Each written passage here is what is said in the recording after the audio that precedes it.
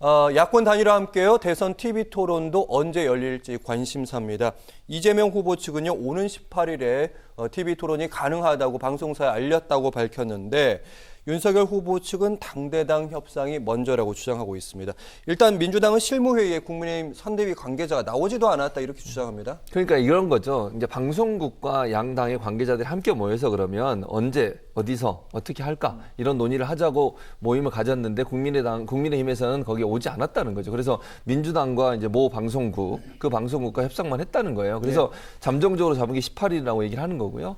근데 이제 국민의힘에서는 정당끼리 먼저 협상을 하자 이런 얘기를 하고 있어요, 지금. 그리고 나서 방송국을 만나자 얘기를 하고 있어서 차이가 있는 건데 저는 이런 모습이 사실은 뭐 지난번에도 한번 말씀드린 것 같은데 토론을 회피하는 듯한 모습을 보일 수 있어요.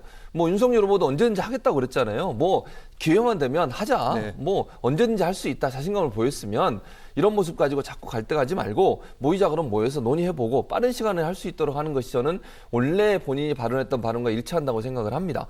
그렇게 얘기해놓고 뭔가 우리끼리 먼저 협상해보고 그리고 나서 방송국을 섭외하자 이렇게 얘기해버리면 또다시 토론을 회피하는 게 아니야 이런 의미가 생길 수 있어요. 그러니까 저는 토론에는 국민들 입장에서는 후보들이 어떤 생각을 갖고 있는지 또 각각의 생각이 다른 것을 두 사람이 토론하는 과정에 있어서 어떻게 답변하고 어떻게 대응하는지 이런 걸 통해서 대응 능력이라든지 아니면 위기 관리 능력이라든지 아니면 그분이 갖고 있는 어떤 비전이나 철학이라든지 이런 걸 알 수 있는 거 아니겠어요?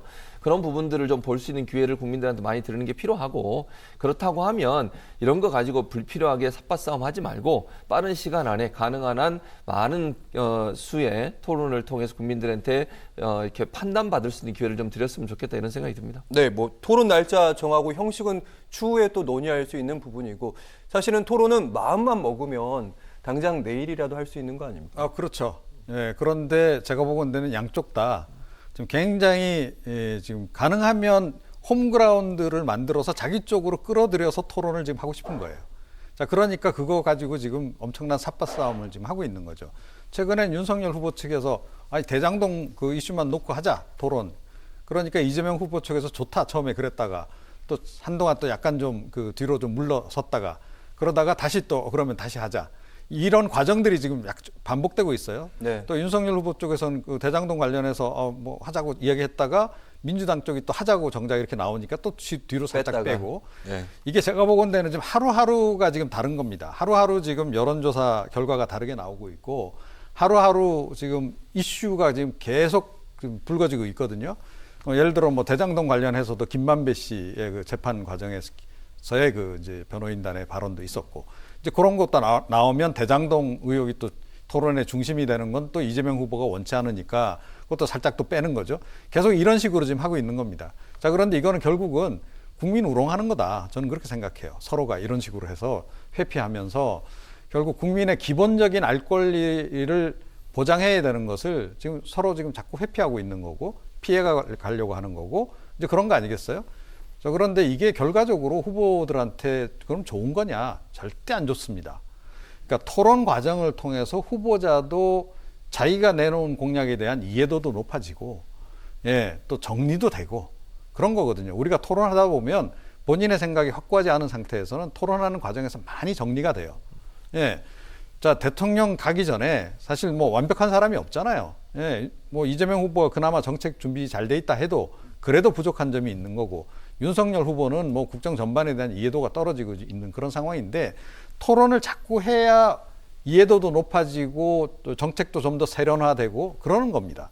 자, 그런데 그거를 안 하겠다라고 얘기하는 것은 그야말로 뭐 이렇게 사전에 좀 연습도 안 해보고 바로 지금 실전에 뛰어들겠다는 건데 보는 국민들 입장에서는 굉장히 불안하죠. 그러면 그럴수록.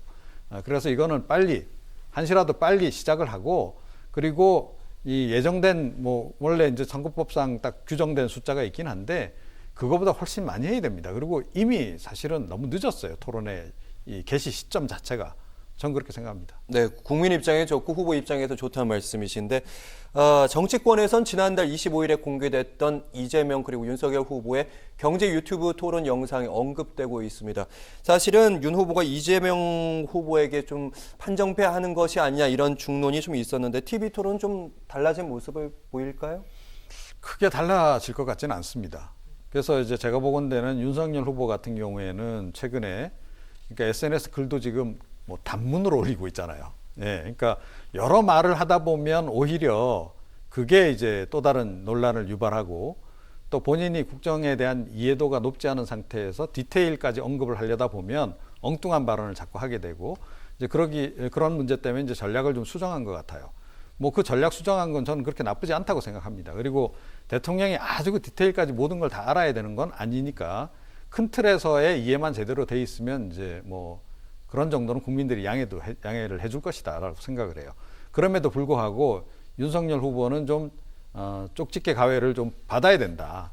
국정의 주요 현안들의 핵심 그 이슈가 뭔지에 대해서는 적어도 공부를 할 필요가 있다라고 보고요.